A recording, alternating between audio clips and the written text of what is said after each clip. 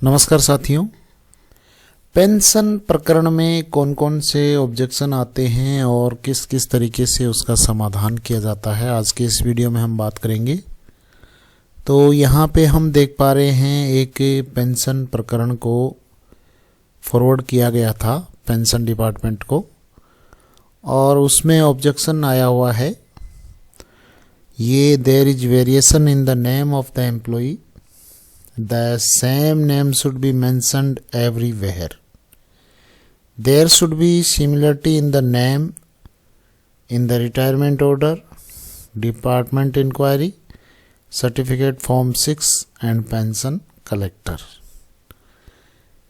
यहाँ पे ये लाइन ये कह रही है कि एम्प्लॉय का नाम जहाँ पर भी प्रदर्शित हो रहा है, जहाँ पर भी मेंशन किया गया है, प्रत्येक जगह है एम्प्लॉय का नाम सेम होना चाहिए, उसमें वेरिएशन नहीं होना चाहिए।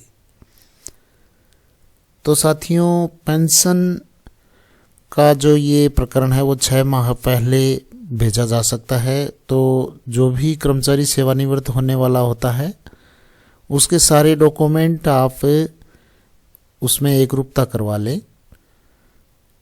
जो कार्मिक की 10th की सर्टिफिकेट या 10th का जो मार्कशीट है उससे और सर्विस बुक से उससे मैच कराते हुए उसके सारे डॉक्यूमेंट, चाहे वो आधार हो, जन आधार हो, साला दर्पण हो, चाहे वो IFMS 3.0 हो, सब जगह उसका नाम एक समान होना चाहिए।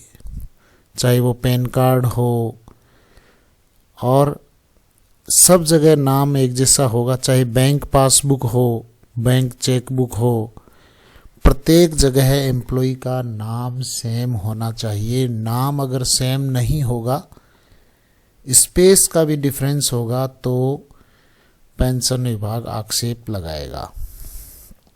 यहाँ पे ये जो आक्षेप लगा है ये केवल स्पेस का है।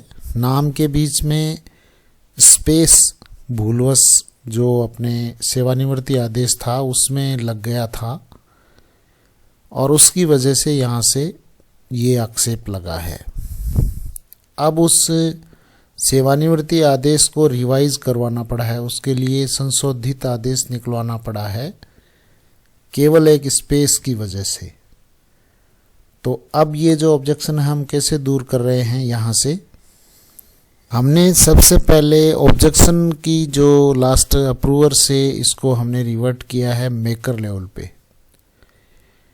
जो अप्रूवर लेवल पर ऑब्जेक्शन था उसके आगे हमने रिमार्क लिखा रिवर्टेड का, और उसको वापस हम ले आए मेकर लेवल पर ले आए। अप्रूवर से हम लाए चेकर पर, और चेकर से हमने मेकर पर इसको रिवर्ट किया। अब मेकर लेवल पर हमने रिटायरमेंट ऑर्डर को दोबारा से हमने यहाँ इसको डिलीट करके और दोबारा से रिटायरमेंट ऑर्डर को अपलोड किया है। जो संशोधित आदेश जिसमें बिना स्पेस का है और जो सही है उसको हमने यहाँ पे दोबारा से अपलोड किया है, और दोबारा अपलोड करने के बाद में हम इस प्रकरण को वापस आगे फॉरवर्ड करेंगे। लेकिन उससे पहले कुछ और ऑब्जेक्शंस की हम बात कर लेते हैं कि किस किस तरह के ऑब्जेक्शन पेंशन प्रकरण में लगते हैं। एक, यहाँ पे आपका कोई भी कॉलम खाली नहीं होना चाहिए।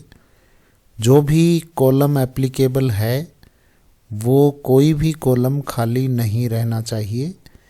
कई बार प्रोफाइल में मदर्स नेम का कॉलम खाली रह जाता है और उसको कहीं से भी भरने का ऑप्शन भी नज़र नहीं आता।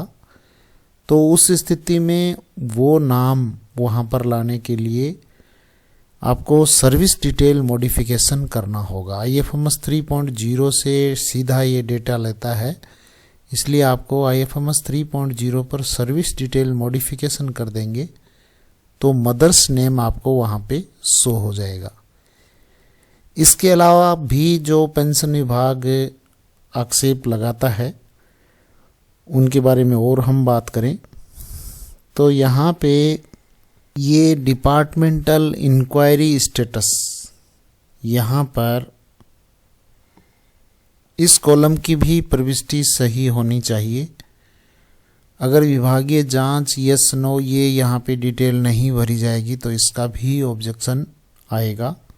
इसके अलावा अगर कम्यूटेशन के लिए अप्लाई साथ में किया है, ऑप्शन रखा है कम्यूटेशन का, तो उस स्थिति में कम्युनिकेशन इफेक्टिव डेट का ऑब्जेक्शन आता है।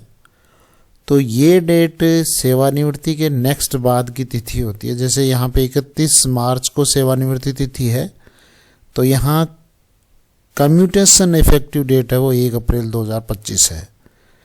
ये डेट ऑटोमेटिक कई बार कुछ अलग आती है, तो उस वजह से भी यहाँ पे आक्षेप लगता है। तो ये आप ध्यान रखें कि जो सेवानिवृत्ति तिथि है उसके नेक्स्ट जो वर्किंग डे है, नेक्स्ट जो डे है, सॉरी वर्किंग डे क्या, नेक्स्ट जो डे है 31 मार्च के बाद जैसे 1 अप्रैल है तो वो यहाँ पे इफेक्टिव डेट होगा। 31 मई है तो 1 जून, और 31 जुलाई है तो 1 अगस्त, ऐसे।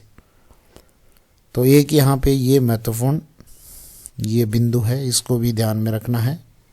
इसके अलावा शिक्षा विभाग में प्रिंसिपल स्वयं अपना पेंशन प्रकरण सीधे पेंशन विभाग को फॉरवर्ड नहीं कर सकते, तो उन्हें अपना पेंशन प्रकरण सीबीओ कार्यालय को प्रेषित करना है। उसके लिए यहाँ पे ऑप्शन मिलता है। तो यहाँ पे जैसे हमने इस पेंशन प्रकरण को ऑब्जेक्शन की वजह से मेकर लेवल पर ला रखा है, इसको हम आगे प्रोसेस करते हैं। तो मेकर से चेकर पर फॉरवर्ड करेंगे, यहाँ पे modified by maker for the next approval, और इसको हम फॉरवर्ड करेंगे। अब यह प्रकरण है वो चेकर लेवल पर जा चुका है, इसको हम ओके करेंगे और चेकर लेवल पर जिसको भी हमने ऑथराइज कर रखा है उनकी आईडी को ओपन करके इसको अप्रूवर के लिए फॉरवर्ड करेंगे। तो जिनको हमने चेकर ऑथराइज कर रखा है उनकी आईडी पे जब हम ओपन करेंगे तो सबसे पहले बाय डिफ़ॉल्ट मेकर खुलेगा। मेकर में यहाँ पे ई पेंशन रिक्वेस्ट 0 शो हो रही है। आप इस मेकर रोल को चेकर रोल में यहाँ पे चेंज कीजिए। अब यहाँ पे आपको ई पेंशन रिक्वेस्ट 1 शो हो रही है, इस पे हम क्लिक करेंगे। इस पे क्लिक करने पर आपके सामने ऐसा ये पेज खुलेगा। इसमें आपको रिक्वेस्ट आईडी पे क्लिक करना है। रिक्वेस्ट आईडी पर क्लिक करते ही आपके सामने वैसा का वैसा यहाँ पे इंटरफेस खुल जाएगा जो मेकर पे था। इसको हम आगे नेक्स्ट करते जाएंगे क्योंकि इसमें सारी चीज़ें हैं वो पहले से फीडेड हैं। यहाँ से चेकर लेवल से केवल एक लेखाकर्मी का प्रमाण पत्र अपलोड होता है, बाकी यहाँ पे कोई भी करेक्शन या और कोई परिवर्तन आप करना चाहेंगे कुछ नहीं होगा, केवल लेखाकर्मी का प्रमाण पत्र अपलोड होगा। तो इसको हम यहाँ पे नेक्स्ट करते जाएंगे। तो नीचे जो नेक्स्ट बटन है इस पे हम क्लिक करेंगे, फिर से नेक्स्ट पे क्लिक करेंगे, आगे से आगे नेक्स्ट पे क्लिक करते जाएंगे, चेक करते जाएंगे और नेक्स्ट पे क्लिक करते जाएंगे। इस डॉक्यूमेंट्स के पार्ट में आपको यहाँ पे ब्राउज करना होगा और वो लेखाकर्मी का प्रमाण पत्र है वो आपको अपलोड करना होगा। और ये सक्सेसफुली अपलोड हो चुका है, इसको हम ओके करेंगे, फिर नेक्स्ट पे क्लिक करेंगे। नेक्स्ट पे हम आई एग्री पे क्लिक करेंगे और उसके बाद में फिर नेक्स्ट पे क्लिक करेंगे। यहाँ पे टिप्पणी लिखेंगे okay and forwarded for next level approval, और इसको हम यहाँ से फॉरवर्ड कर देंगे। यहाँ पे ये सक्सेसफुल का मैसेज आ चुका है, इसको हम ओके कर देंगे। चेकर लेवल से ये फॉरवर्ड हो चुका है।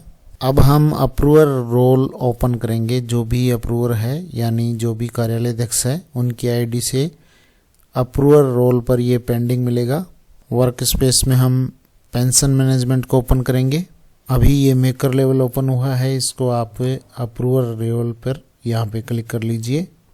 अप्रूवर लेवल पर करते ही यहाँ पे आपको ई पेंशन रिक्वेस्ट ये पेंडिंग शो हो रही है, इस पे आपको क्लिक करना है।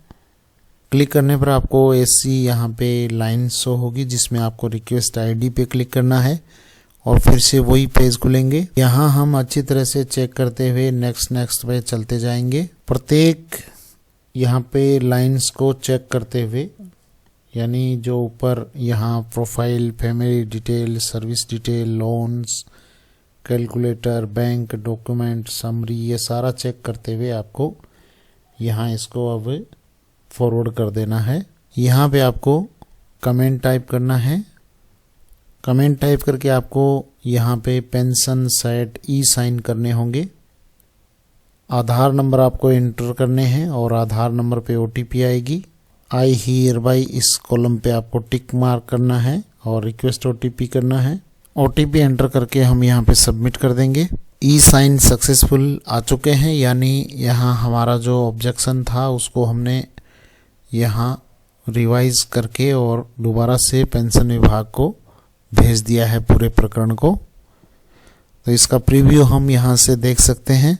प्रीव्यू का पीडीएफ यहाँ से डाउनलोड हो जाएगा, उसको आप देख सकते हैं, सेव कर सकते हैं। इसको हम यहाँ प्रीव्यू करके और इसका पीडीएफ सेव कर लेंगे और फिर इसके ओके बटन पे क्लिक करेंगे। इस तरह से हमारे किसी पेंशन प्रकरण पर कोई आक्षेप आया हुआ हो तो उसको हमें वापस मेकर लेवल पर लाके और उस ऑब्जेक्शन को दूर करके दोबारा से मेकर टू चेकर और चेकर टू अप्रूवर और अप्रूवर टू पेंशन डिपार्टमेंट, इस तरीके से आपको फॉरवर्ड करना होगा। आज के लिए बस इतना ही। Thank you very much. जय हिंद, जय भारत।